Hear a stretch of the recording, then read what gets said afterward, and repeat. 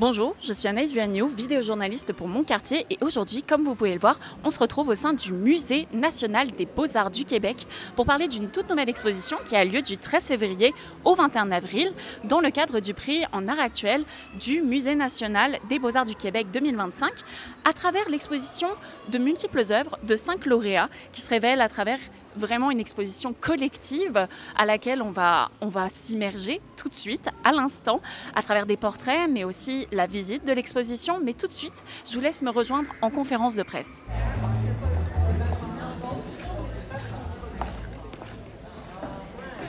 Alors, nous avons couronné 5 artistes le printemps dernier. J'ai nommé Eruoma Awashish, Rémi Béliveau, Michel Lacombe, Anne-Marie Proux et Santiago Tamayo-Soler. Ils sont là, vous allez les découvrir.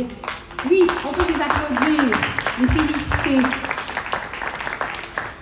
Le prix en art actuel du MNBAC existe depuis 2013. C'est une belle histoire d'amour, je dirais, entre notre musée et un partenaire privé qui se trouve à être RBC Fondation. Ce prix-là a été créé pour permettre à des artistes émergents, des artistes qui ont une pratique plus récente, d'avoir la possibilité de rayonner dans une institution muséale. Alors, on leur donne un petit coup de pouce, un petit coup de main pour avoir accès aux médias, avoir accès à des nouveaux publics, avoir la possibilité de s'exprimer dans des espaces aussi qui sont à la hauteur des musées.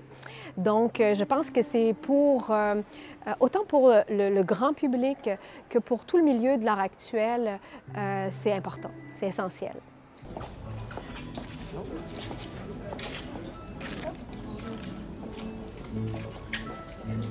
J'ai eu l'occasion de m'entretenir avec de multiples artistes qui sont passés juste ici, même si l'œuvre derrière nous est celle de Michel Lacombe, qui se nomme Bartolo di Freddi Bloody Gatch, la césarienne et la chute de l'homme. Je vous laisse voir par vous-même. Dans mes œuvres, j'essaie d'ajouter une certaine complexité en prenant ces stratégies-là de représentation et les mettant directement sur mon corps, ce qui, en fait, pour moi, rend visible une certaine historique de violence qui tourne autour du corps féminin.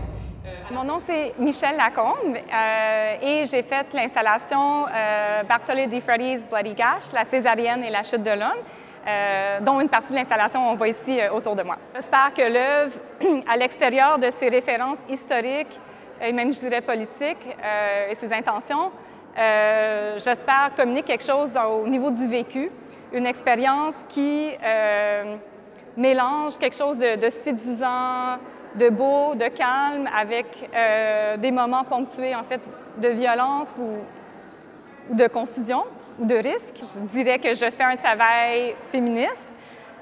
Pour moi, la posture féministe, comme j'ai dit, c'est aussi le côté incarné du travail, dans le sens que, pour moi, l'art est fait pour vivre et partager. Alors, c'est certain que c'est beau d'avoir des éléments comme ça qu'on peut partager en salle d'exposition. Mais l'aspect féministe, pour moi, c'est vraiment aussi ancré dans ma posture d'artiste qui tient à garder le travail proche de moi puis dans le vécu. Bonjour, je m'appelle Rémi Béliveau. Je suis un artiste d'origine acadienne du sud-est du Nouveau-Brunswick. Je m'intéresse beaucoup à la culture de l'Acadie, puis à son histoire musicale, notamment. Dans le projet que je présente ici au prix MNBAC, c'est vraiment un genre de fiction véridique, si on veut.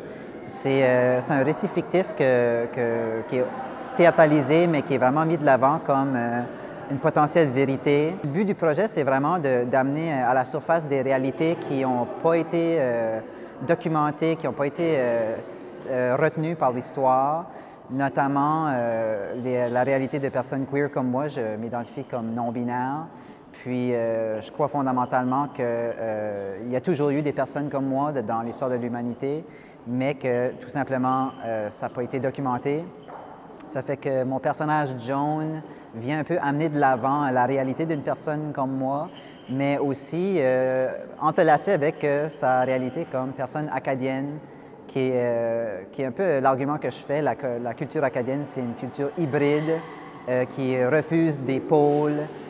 C'est pas complètement français, c'est pas complètement anglais, c'est quelque part entre les deux. Le but du projet, c'est de mousser cet entrelacement-là puis de l'amener aux yeux des gens.